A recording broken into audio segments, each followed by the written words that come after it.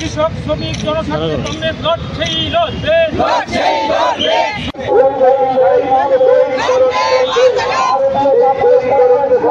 ভারতীয় জাতীয় কংগ্রেস লড়বে।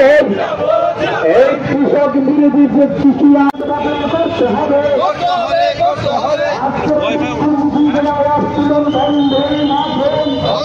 দেশের সংসদে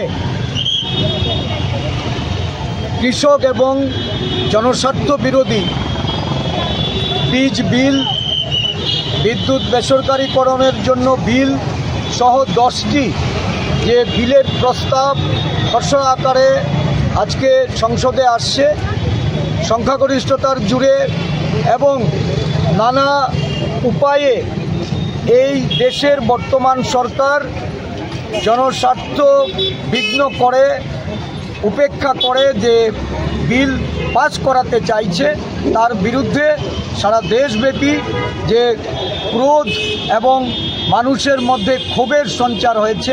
ত্রিপুরা প্রদেশ কংগ্রেস এই নিয়ে আজকে এই বিলের বিরোধিতা করে সারা দেশের সাথে আমাদের রাজ্যেও আমরা প্রতিবাদ কর্মসূচি আমরা সংগঠিত করেছি।